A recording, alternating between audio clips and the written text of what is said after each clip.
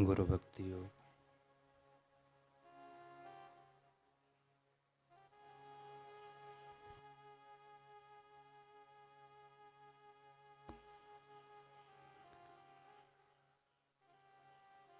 सद्गुरु के पूज्य चरणों में आश्रय लेना ही सच्चा जीवन है, जीवन जीने की सही रीति है।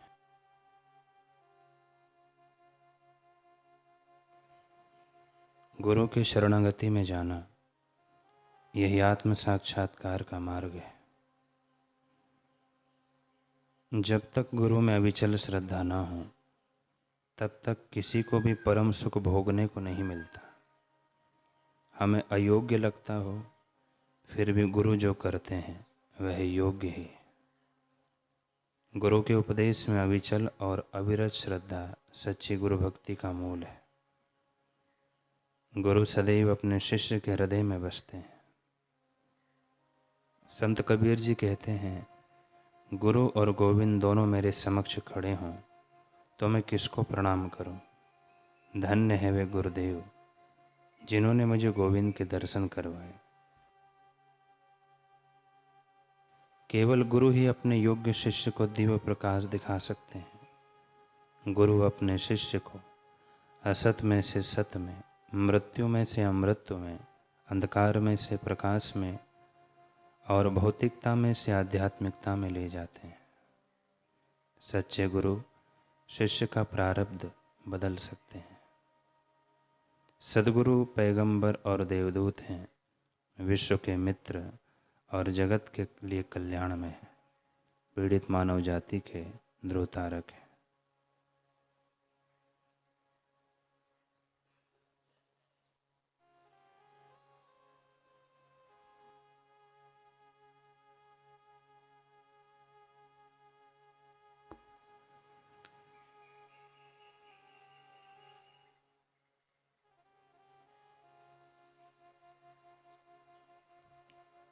महापुरुषों का उत्तराधिकारी कौन?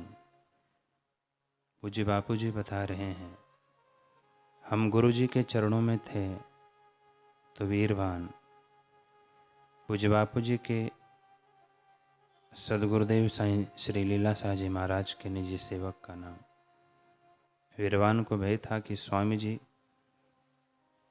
यानी बापू जी को ज़्यादा स्नेह करते हैं तो कहीं उसे ही उत्तराधिकारी ना बना दे।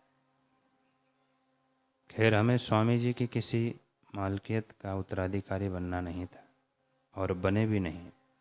हमें तो गुरुदेव के स्वरूप की जो मस्ती थी उसका अधिकारी बनना था, और उसका अधिकार तो केवल हमको नहीं सारे विश्व को है।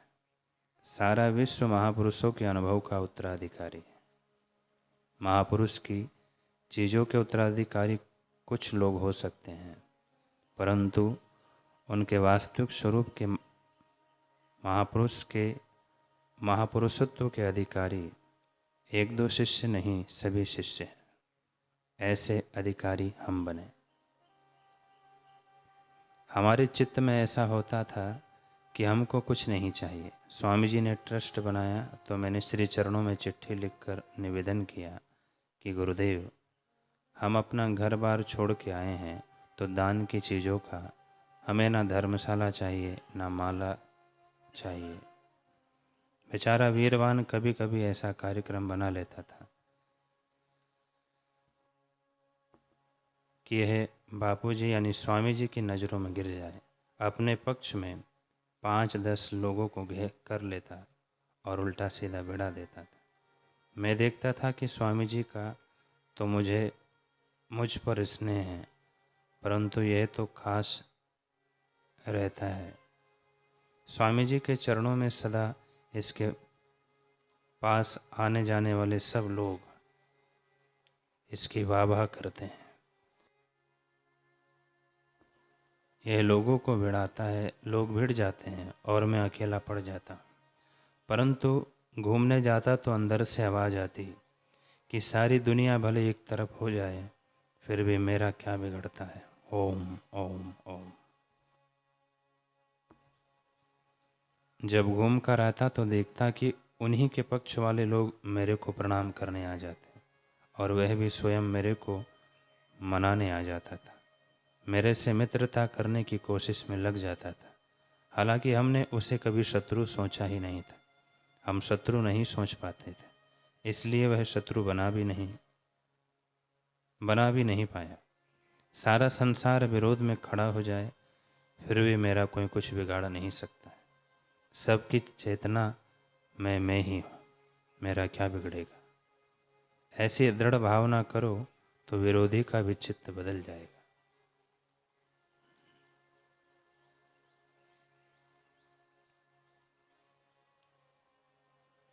यह कर्म का सिद्धांत है। कई बार एकाएक गुरुजी को तो पता भी नहीं चलता था और बापूजी की आज्ञा है। ऐसा करके वीरवान ने हमें आश्रम से निकाला। एक बार बारिश पड़ रही थी, उसने मेरा सामान बंधवाया और हम भीगते भीगते पहाड़ से नीचे उतर गए। फिर 6 महीने के बाद आना हुआ, तब मुझसे दूसरों ने कहा कि बापू की तो आज्ञा नहीं थी, इसी ने ऐसा बनावटी तरीके से बोल दिया था। स्वामी जी से जरा जरा बात पूछने में मर्यादा रखते थे, तो बापू की आज्ञा है ऐसा करके ना जाने क्या क्या कह देते थे। ऐसा करके वे लोग खूब परेशान करते थे। फिर भी हमने गुरुदेव की शरण नहीं छोड़ी, क्योंकि हमें हमारे जीवन की कदर थी। जिसको अपने जीवन की, अपने आत्मा की, मनुष्यता की कदर है, उसको गुरु की कदर होगी। अगर पशु होकर भटकना हो, कई जन्मों में माता के गर्भ में लटकना हो, गर्भ ना मिले तो नाली में बहने की तैयारी हो, तो फिर जैसा मन में आए वैसा गुरु के प्रति व्यवहार करो। लेकिन जिसको मनुष्य जीवन की कद्र है, वह गुरु की कद्र किए बिना नहीं रहेगा। यदि किसी को गुरु का द्वार छोड़कर भागने का विचार आ रहा है, तो वह कर्मों की हीनता है। चाहे कभी अभी दिखे चाहे ना दिखे, कुछ ना कुछ दुष्ट कर्म है, दुष्ट चिंतन है। सेवा से, आध्यात्मिकता से ही जी कतराए तो आपका भविष्य अंधकार में है, और यदि आध्यात्मिकता की तरफ सचमुच झुकाव है तो आपका भविष्य प्रकाश में है, उसको कोई रोक नहीं सकता। यह पक्का लिख लो, यह कर्म का सिद्धांत है।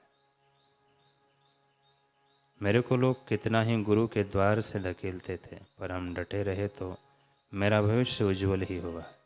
मेरे को भाई खींचता था, पत्नी खींचती थी, माँ खींचती थी, मित्र खींचते थे, साले खींचते थे,